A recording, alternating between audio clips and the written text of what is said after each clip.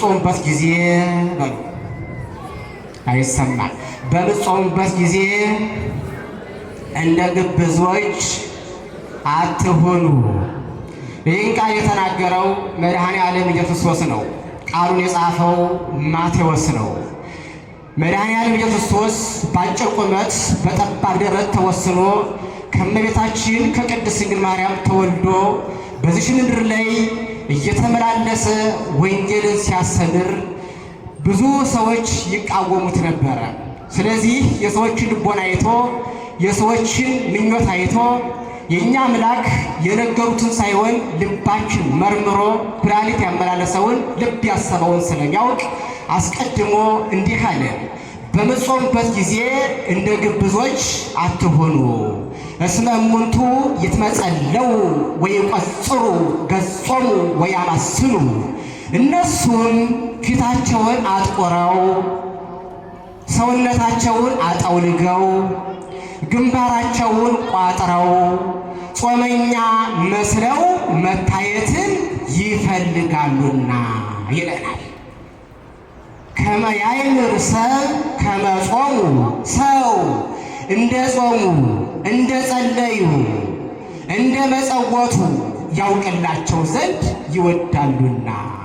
አማን እብለክሙ ነሱ እሴቶሙ፣ እውነት እላችኋለሁ በዚህ ዓለም ላይ ዋጋቸውን ውዳሴ ከንቱን በሰው ዘንድ መመስገንን በሰው ዘንድ መክበርን በእግዚአብሔር ዘንድ አለመገኘትን ክብር አለማግኘትን በእግዚአብሔር ዘንድ አለመቀደስን አገኙ።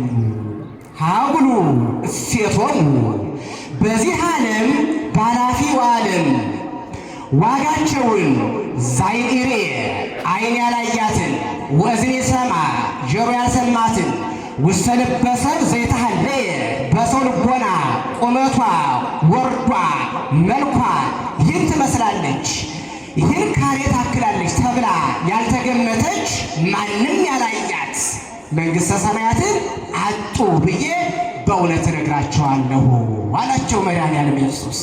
በምጾሙ ጊዜ በምጸልዩ ጊዜ እንደ ግብዞች አትሁኑ።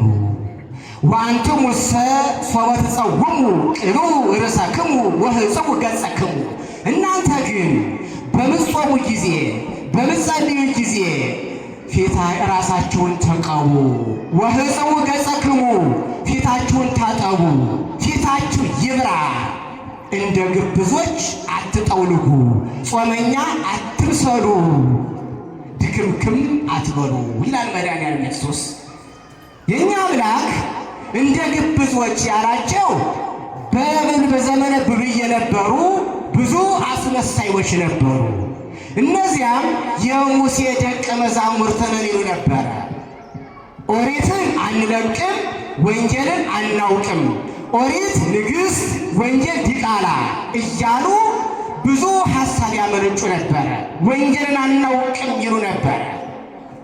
እነዚህ ሰዎች የሙሴን ሕግ ተሸክመው ሕግን የሚያጣምሙ እውነትን የሚያዳክሙ ሐሰትን የሚያሰሙ ከጽድቅ የወጡ ለኃጢአት የተጋለጹ የፈጣሪያቸው ጸረኞች፣ የዲያብሎስ አባታቸው ምርኮኞች፣ የዲያብሎስ አባታቸው ጉዳይ አስፈጻሚዎች፣ ግራ ክንፎች፣ በምኩራብ የመሸጉ በፍቅረ ነዋ የተወጉ በስግብግብነት የተከተሉ አስመሳይ እንደሆኑ ክርስቶስ ራሱ በወንጌል ጽፎልናል። አያቸው። ክርስቶስ ሲመጣ እነዚህ ሰዎች ነው ያገኘ። ሲመጣ አፈረ፣ ተራበ ነው የሚወንደው። ዕፀ በለሷን ሊበላ ሲሄድ ተራበ ይላል። ያቺ ዕፀ በለስ ሲሄድ ቅጠል ብቻ ነበረች ይላታል። በለስ ብሂል ቤተ እስራኤል እሙንቱ፣ በለስ ሚላቸው እስራኤልን አይሁዶችን ነው ይላል። ፍሬ አላፈራችም ያች በለስ እንደተባለው በእነሱ ዘንድ ፍቅር፣ አንድነት፣ ጾም፣ ጸሎት የለም ነበረ። ማስመሰል ብቻ፣ ልብስ ብቻ። ክርስቶስ አገኛቸው። በሙሉ ያንን ቤተ ክህነት አጸዳና በአዲስ መልኩ ሊቀ ካህናት ራሱ ወሰደው፣ ራሱ ተቀበለው። እኛም የተሰጠንን ጸጋ በትክክል ማናገለግል በትክክል ማንይዛት ከሆነ ጸጋችን እንቀማለን። ቀማቸው ተሰጠው ነበረ አልሰሩበትም። በማስመሰል ሳይጾሙ ጾመኛ፣ ሳይጸልዩ የሚጸልዩ፣ ሳይመጸውቱ የሚመጸውቱ ከነሱ ውጭ ጻድቅ የለም ነበር በእነሱ ዘንድ። የኛ አምላክ የነገሩትን አይደለም ያምነው ያዩትን በልቡ ስለሚያውቃቸው ምን አለ? ወሶበ ይትጸውሙ ኢትኩኑ ከመ እደልዋን፣ በመጾሙ ጊዜ እንደ ግብዞች አትሁኑ ይላል። ስለ ጾም ነቢያትን እንያቸው። ሙሴ ከልቡ ያለማስመሰል ጾመ። 40 ቀን ጾሞ ታቦተ ሕጉን ተቀበለ በደብረ ሲና። ሙሴ ከልቡ ጾሞ ባሕረ ኤርትራን ከፍሎ ኤርትራን እስራኤልን አሻገረ። አናንያ አዛርያ ከልባቸው ስለጾሙ ከልባቸው ስላመኑ እሳት ላይ ሲጣሉ እሳቱን እየበረረ መጥቶ ቅዱስ ገብርኤል አጠፋላቸው። ኤልያስ ከልቡ ስለጸለየ ማስመሰል ስለሌለበት ሰማያትን 3 ዓመት ከ6 ወር ዘጋ። አስመሳዮችን ኤልዛቤልና አክዓብን ድራሻቸውን አጠፋቸው፣ አዋረዳቸው። ማን? ኤልያስ እንደኛ ጾም ሰው ነው። እኛም እንደ ኤልያስ መሆን እንችላለን። ሃይማኖታችን አለ፣ እግዚአብሔር አለ፣ ክረምትና በጋ ይፈራረቃል፣ ሁሉ አለ። ፀሐይ ትወጣለች ትገባለች። ከእኛ የጠፋው እውነተኛ ጾም እውነተኛ ልብ ነው የጠፋው። ኤልያስ መሆን ይቻላል፣ ሙሴን መሆን ይቻላል። ግን ልባችን በግብዝነት ተወነ። ዳንኤልን እንያ ዳንኤል ትንቢተ ዳንኤል ምዕራፍ 10 ስናነብ ወይእተ አቢረ አነ ዳንኤል ሀሎኩ እራኩ 3 ሰንበታተ መዋዕል፣ እኔ ዳንኤል በዚያን ዘመን ሱባኤ ገብቼ አመድ ነስንሼ ድንጋይ ተንተርሼ ምንጣፍ ለብሼ ሳዝን ስተክዝ ነበርሁ አለ። ምን ለብሼ አለ? ምንጣፍ ለብሼ። ማን ነው ሱባኤ ሲገባ ምንጣፍ የሚለብስ? ምን ተንተርሶ? ድንጋይ ተንተርሶ። የእኛን ትራስ እናውቀዋለን። ለእንቅልፍ የሚጋብዝ ሳይንስ በደንብ የሰራው ትራስ የምንተረሰው። ዳንኤል ግን ድንጋይ ተንተርሶ ማቅ ለብሶ አመድ ነስንሶ። ጾም ማለት ይሄ ነው። ሱባኤ ማለት ይሄ ነው። ይፈቀድኩ እብላ እክለ፣ እህል እበላ ዘንድ አልወደድሁም ማለት አልወደድሁም። ወይዋ ውሳፉዬ ሥጋ ወወይን፣ በአፌ ሥጋ ወይን አልገባም ማለት። እኛ ሥጋውን ብንተወው ወይኗን አንተዋት አንተዋት። ይቺ ወይን ወደ ዝሙት ትገፋናለች፣ ወደ ስርቆት ትገፋናለች፣ ወንድማችን ወደ መግደል ወደ ሐሜት ትወስደናለች። ወይን እንኳን አልጠጣሁም ማለት። ሱባኤ ስገባ አልፈልግም ማለት። ወቅባ የተቀበይኩ 3 ሰንበታተ፣ 3 የቀን ሱባኤ ገብቼ ቅቤ ዘይት አልተቀበሁም ማለት። አልተቀበሁም። ከልብ ጾመ፣ ከልብ ጸለየ። ማን መጣለን? ወናሁ ሚካኤል አሃዱ መላእክት ቀደምት መጻ ይርዳእኒ፣ ከ7ቱ ሊቃነ መላእክት አንዱ ከታላላቆቹ መላእክት አንዱ ቅዱስ ሚካኤል ይረዳኝ እየበረረ መጣ። አያችሁ፣ ከልብ ስንጾም ማስመሰል ከሌለበት ስንጾም ምን ይመጣል? መልአኩ ቅዱስ ገብርኤል መልአኩ ቅዱስ ሚካኤል እየበረረ ይመጣል። ማንን? እኛን ይረዳን። ልክ እንደ ሕፃን ልጅ መላእክትን ይህን አድርግልኝ ይህን አምጦ ማለት እንችላለን። ዋናው ግን ከልብ መጾም። የት ይገኛል? ከልብ መጾም። መልአኩ መጣ አለ። ወፈነወ አምላኬ ፈነወ መልአኮ ወፈጸመ አፋን አንስት።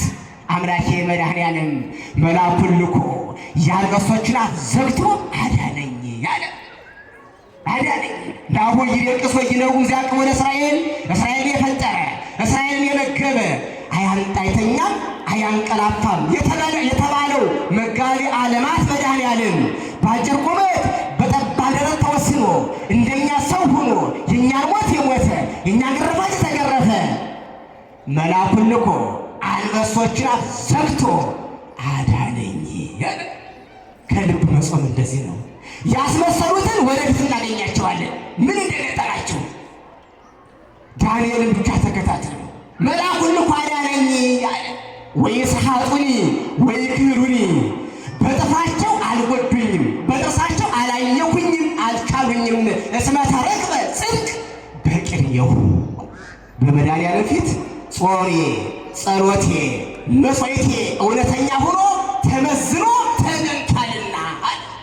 አሁን እኛ ጾማችን ይመዘን፣ ጸሎታችን ይመዘን፣ ምጽዋታችን ይመዘን። በካሜራ የተደገፈ አይደል? እንዴት ሆኖ ከእግዚአብሔር ፊት ሊደርሰው? አይደርስም። የዳንኤልን ተመዘነ። ወቅድሜ ከሊኢ ገበርኩኩየ፣ በምድራዊ ንጉሥ አልበደልሁም፣ ምድራዊ ንጉሥን አላመሁም፣ ሰማያዊ ንጉሥ እግዚአብሔርን አልካድሁም ማለት። ወሶቢሃ ተፈስሐ ንጉሥ በእንቲአሁ፣ ንጉሥ ስለ ዳንኤል ደስ አለው። ስለ ዳንኤል ዋዘዘ ያውፅእዎ ለዳንኤል እምግበ አናብስት፣ ዳንኤልን ከአንበሳ አፍ ያወጡ ዘንድ አዘዘ። ወኢተረክበ ላዕሌሁ ሕሱን፣ በዳንኤል ክፋት አልተገኘምና አለ። አያችሁ፣ ዳንኤልን ያስጣሉት ወደ አንበሳ ያስወረወሩት እንወርባዮች ናቸው፣ አስመሳዮች። ንጉሡን ጠጋ ብለው ንጉሥ ሻመት ንገስ፣ ዳንኤል እየሰደበህ ነው፣ ዳንኤል ንጉሥን ሰድቧል፣ እግዚአብሔርን ክዷል አሉና ለንጉሡ አደረሱለት። ንጉሥ ደግሞ የተነገረውን ነው እውነት መስሎት ሩቅ ጉድጓድ አስቆፍሮ አንበሳዎችን ከ3 ቀን በላይ ከምግብ ከልክሎ እንደደረሰ ዳንኤል እንዲቀበሉት ዳንኤልና ከወረወሩ አስረው በፍጹም አንበሶች ሊጎዱት አልቻሉም። ቁልምም ብለው ከእግሩ ስር ተኙ። የእግዚአብሔር መልአክ እየበረረ መጥቶ ዳንኤልን ሲረደው የአንበሶች አፍ ሲታተም ሲዘጋ ንጉሡ ትክ ብሎ ያያል። ምንድን ነው ይሄ ነገር? ይህን ሰውዬ ጻድቅ ሳይሆን አይቀርም። እናንተ ናችሁ ያሳሳታችሁ ይመስል። ሂዱ ዳንኤልን አምጡልኝ፣ ከጉድጓዱ አውጡት፣ እናንተ በዚህ ጽዋ ላይ ትሰማራላችሁ አላቸው። እንደዚህ ያለ ፈራጅ ያስፈልገናል። አያችሁ፣ ብዙ ሰዎች እኮ አሉ በየድርጅቱ እንወርባዮች። ንጹሕ ሰው ሲገኝ ይህ ሰው እያማህ ነው፣ እየሰደበህ ነው፣ ዘረኛ ነህ ይልሃል አይሉት? ብዙ ሰዎች እኮ አሉ ዛሬም እኮ እንደ ዳንኤል ወደ አንበሳ ያስወረውሩ እንዲህ ይልሃል። እውነት መስሎት ስራ ያግዳቸዋል፣ ያፈናቅላቸዋል፣ ያሳድዳቸዋል፣ ያስጨንቃቸዋል። እነዚህ ሰዎች እንወርባዮች ናቸው። ቢጨመቁ እውቀት የሌላቸው ለድርጅቱ ሸክም የሆኑ ብቻ በማውራት ብቻ የሚኖሩ በማስመሰል ብቻ የሚኖሩ ዳንኤልን ሰዎች አገኘ። እውነት ዳንኤልን ኃጢአተኛ እናንተን ጻድቅ አድርጋችሁ አቅርባችሁልኝ ነበረ። ግን አሁን እንደማየው ዳንኤል ከአንበሳ ሲተርፍ አይቻለሁኝ፣ መልአኩም እየበረረ መጥቶ ሲያድነው አይቻለሁኝ። አሁን እነዚያን ሰዎች ፈልጋችሁ አምጡልኝ፣ የዳንኤልን ጽዋ ይቀበሉ አለ። ወአዘዘ ያምጽእዎሙ ለሙንቱ እደው ለዳንኤል፣ ዳንኤልን ያመጡለት ዘንድ አዘዘ ይላል። ዳንኤልን ያመጡለት አወጡት ከጉድጓዱ። ከዛስ ዳንኤልን አውርተው ያስጣሩትን ወደ ጉድጓድ አምጡልኝ አለ። ወአዘዘ ያምጽእዎ እለ አስተባደ ይዎ ለዳንኤል፣ ከዳንኤል ጋር ያጣሉትን እንዲያመጡ አዘዘ። እነሱም ብቻ አይደለም ልጆቻቸውን ሚስቶቻቸውን አስራችሁ አምጡልኝ አለ። አንዳንድ ክፉ ሰዎች እስከ ቤተሰባቸው ድረስ ይጎዳሉ። አምጡልኝ አለ። አመጡለት። ወወርይዎሙ ውስተ ግብረ አናብስት ለሙንቱ ወለደቂቆሙ ወለአንስቲሆሙ፣ እነሱን ልጆቻቸውን ሚስቶቻቸውን ወደ አንበሳው ተወረወሩ። ወእንዘ ይበጽሑ አኀዝዎሙ አናብስት፣ ገና ሲወረወሩ በአየር እየቀለቡ ይመገቧቸው ጀመረ። በጾማ አይደለም የቆዩት እኮ በወሬ ማመላለስ በማስመሰል ዳንኤልን ከእግዚአብሔር በማጣላት ነው የቆዩት። ዳንኤል እኮ እግዚአብሔርን ይዞ ነው። እነሱ ውሸታቸውን አስመሳይነታቸውን ይዘው ነዋል። ገና ወንዘ ይመጽኡ አሐዙ ወአናብስት እየዘለሉ ገና መሬቱን ሳይነኩት ይቀርቧቸው ጀመረ። ወቀጥቀጠ ወሙ ኩሎ አይጽንቲሆሙ አጥንታቸው ቅጥቅጥ ድቅቅ ቀርቦ ተመገቧቸው ይላል። እግዚአብሔር እንደዚህ ይወዳል። ዛሬም እኛ በብዙዎች ላይ አውርተናል፣ ብዙዎችን አፈናቅለናል። ግን የሰኞና የማክሰኞ ልዩነት ነው እንጂ ፍርዱ አይቀርም። ለምን? የማይሻር ንጉሥ፣ ዘመናትን የፈራረቀ ንጉሥ ከእኛ ጋር ነው ያለ። ደስታችን መከራችን አብሮ ይካፈላል። የእኛ አምላክ ዳንኤል እንደወደቀ አልቀረም። ዳንኤል እውነተኛ ጾም ነበር የያዘ። ስትጾሙ እንደ ግብዞች አትሆኑ። ለምን? እንደ ዳንኤል ሆኑ ይላል። ወንዝ ጸሐፈ ንጉሥ ቅድመ ኩሉ አሕዛብ ወሕዝብ ንጉሡ በአሕዛቡም በነገሥታቱም በመሳፍንቱ በተማረው ባልተማረው በትንሹ በትልቁ ጽፎ በማኅተም አትሞ በየሀገረ ስብከቱ በየአህጉሩ ላከ። ምን ብሎ? ከመ ትኩኑ ከመ ይክበር ከመ ትደንግጹ ወትክበሩ እምቅድመ ገጹ ለአምላከ ዳንኤል። በዳንኤል አምላክ ፊት ትንቀጠቀጡ፣ ትርዱ፣ ትጾሙ፣ ትጸልዩ ዘንድ አምላክ ማለት የዳንኤል አምላክ ነው ብሎ አዋጅ ነገረ ንጉሡ። እንደዚህ ነው አያችሁ። ንጉሡ ከነ ሰራዊቱ ከነ ሕዝቡ ለዳንኤል መሰከረለት። የዳንኤል አምላክ ተመለከ። እሱ ብቻ አምላክ። እኔ እንጨት አለዝቤ ድንጋይ አለዝቤ እንጨት ጠርቤ ለማምለክ ሞክሬ ነበር፣ ግን ወረሳቱ ወደ አንበሱ እንደተወረወሩት አልዳኑም። አያችሁ፣ የኔ አምላክ አላዳናቸውም እንደ ዳንኤል። ለካ አምላክ ማለት የዳንኤል ነው። እስመ ውእቱ አምላክ ሕያው ዘይሄሉ ለዓለም ዘይማስ መንግሥቱ ወምኩናኑ ለትውልደ ትውልድ አለ። በትክክል የሚገዛ በእውነት የሚፈርድ አገዛዙ የጸና መንግሥቱ የማያልፍ ለዘላለም ሕያው ዘይመውት የማይሞት ለዘላለም ሕያው ዘይደክም የማይደክም ለዘላለም ሕያው ዘይደቅስ የማይደተኛ የማይንቀላፋ የዳንኤል አምላክ ነው አለ። የማያውቀው አሕዛቡ ንጉሥ በዳንኤል ምክንያት አመነ። እኛስ ስንቶች አምጠናል ካላመኑት? ስንቶችን አምጠናል? እንዲሁ አናምጣችሁ አንችልም። ስንቶችን ከእኛ አፈናቅለናል። ስንቶችን ከእኛ ሃይማኖት ወጥተው እንዲሄዱ አድርገናል። ስንቶቻችን እግዚአብሔርን አሰድበናል። ሐዋርያው ቅዱስ ጳውሎስ እስመ በእንቲአክሙ ይጸርፉ አሕዛብ ላይለስለ እግዚአብሔር፣ በእናንተ ምክንያት አሕዛብ እግዚአብሔር ይረግሙታል፣ ይሰድቡታል አለ። እነሱም ብሎ ጾመኞች፣ እነሱም ብሎ ጸሎተኞች፣ አስመሳዮች የእነሱ አምላክ እየተባለ ቀኑን ሙሉ ይሰደባል እግዚአብሔር አለ። ባናሰድበውስ? ዳንኤል ግን አሕዛብን ሕዝብን እንዲመጣ ንጉሡን አደረገው። እንዲህ ነው ሃይማኖት ማለት፣ ግብዝነት የሌለበት ጾም። ወነበቦ እግዚአብሔር ለሙሴ በአምደ ደመና፣ ሙሴን እግዚአብሔር በመለኮቱ ገና ከመሬታችን ሥጋ ሳይዋሃድ በደመናው ተነጋገረው ይላል ኦሪት ዘሌዋውያን ምዕራፍ 19 ላይ ተነጋገረው። ምን ብሎ?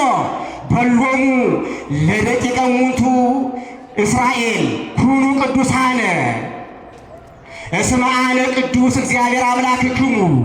እኔ ፈጣሪያችሁ እግዚአብሔር ንጹሕ ባሕሪ ነኝና ንጹሐን ሁኑ። እኔ ፈጣሪያችሁ እግዚአብሔር ቅዱስ ነኝና ቅዱሳን ሁኑ። እኔ ፈጣሪያችሁ እግዚአብሔር ልዩ ነኝና እናንተ ከኃጢአት ልዩ ሁኑ፣ በኑሯችሁ ሁሉ ቅዱሳን ሁኑ ይላል። በኑሯችሁ ሁሉ ምን ሁኑ አለ? ቅዱሳን ሁኑ። በኑሯችን ቅዱሳን መሆን። ዛሬ እቺ ሰንበት ቅድስት ትባላለች። ማን ትባላለች? ቅድስት ትባላለች። የተለየች ማለት ነው። እስከ ቅዳሜ ድረስ ቅድስት ናት። እቺ ቀን ቅድስት ማለት ልዩ የተለየች። የሰው ልጅም ዛሬ በጾም ጊዜ ከምን መለየት እንዳለበት፣ አንደኛ ከኃጢአትና ኃጢአትን ከሚጋብዙ ነገሮች መለየት፣ ሁለተኛ ከጥሉናል ምግብ መለየት፣ ሶስተኛ ከክፋት መላ ሰውነታችን መለየትና መነጠል። ከክፋት ዓይናችን መስቀሉን ይየው፣ ዓይናችን ወንጌል ያንብ፣ ጆሮአችን ወንጌል ይስማ፣ ጆሮአችን መልካም ይስማ፣ ያልሰማውን ሰምቶ አያጣላ። እግራችን ወደ ቤተ መቅደሱ ይመላለስ፣ ደም ወደ ማፍሰስ አይሂድ። እጃችን ይመጹት፣ የወደቁትን ያንሳ። መላ ሰውነታችን ከክፋት መለየት መነጠል። ራሳችሁን ተቀቡ፣ ፊታችሁን ታጠቡ ማለት የምትጾሙትን የምትጸለዩትን ማንም አይወቅባችሁ ማለት ነው። የሚጾመው የሚጸለየው ከፈጣሪ ክብር ለማግኘት ነውና ይላል። ራስ መካን አይምሮ ነው። ራስ መካን አይምሮ።